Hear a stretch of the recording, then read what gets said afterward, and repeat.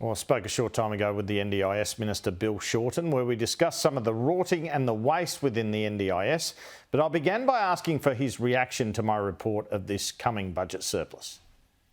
Well, we'll wait to see what the budget says. If that's the case, it is. But I know that Jim Chalmers and the whole Albanese government's working hard to present a really solid budget in the best interests of the people. And you've got a very important responsibility in all this with the NDIS. Talk us through some of the rorts that are occurring. We had a report the other day, shower chairs retailing for $1,150 when you can normally buy them for $150, and other examples. How widespread is this? I say at the outset to people on the scheme that the NDIS is here to stay, but we want to make sure that every dollar gets through to the people for whom the scheme was established. We've got to look at the best interests of people on the scheme. And providers, just some providers, engaging unethically, opportunistically, just ramping up prices as soon as they know the customer has an NDIS package, it's positively un-Australian. This idea that if someone's on a government package, they're fair game for a doubling or tripling or quadrupling of prices. I hear too many reports of it since I've become a minister. We want to clamp down on it. We want to kick those people out of the scheme.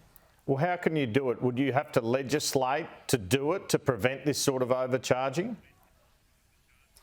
I think there's a range of ways to do it. Certainly I've been talking to Andrew Lee, who's got responsibilities for the Competition Commission. You know, I think this behaviour has got to be uncompetitive, and if it's not uncompetitive, then it should be deemed that. So looking at the competition laws.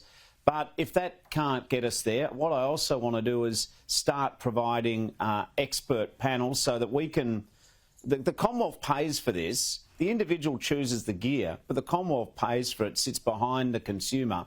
So we want to start negotiating with some of the wholesalers of some of the big common spends within the NDIS and say, we want consumers of the NDIS not to pay more for your product, but to pay less for your product because we're the big purchasers behind it all.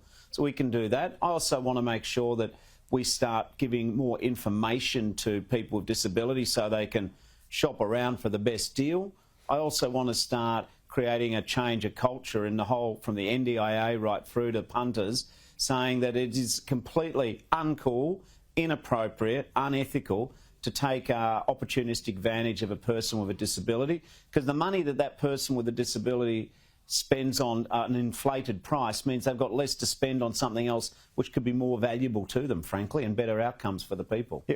Well, since I broke this story on Monday, I've had quite a bit of correspondence, as you can imagine, and it's all one theme. Yeah. It's all about overcharging. So I've heard a story of an NDIS-approved carer costs $68 an hour and $120 an hour on the weekend. Someone involved with that said to me they believed this was above market rates. I had correspondence from a gentleman who bought a cushion online for half the cost he could get it from an NDIS supplier.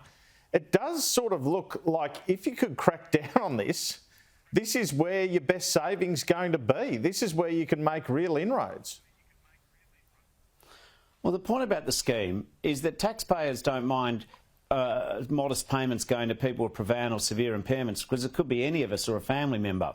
But what I think gets on everyone's goat, from the participant right through to the taxpayer, is if there's third parties trying to feather their own nest, trying to build the veranda on the second story of their beach house somewhere by overcharging people with disabilities. So I give fair notice to the price gougers, the rent seekers, the opportunists, that you may have had a business model which involved inflated prices, exploiting vulnerable people. We are going to crack down on this. We're going to out you. You'll be shamed.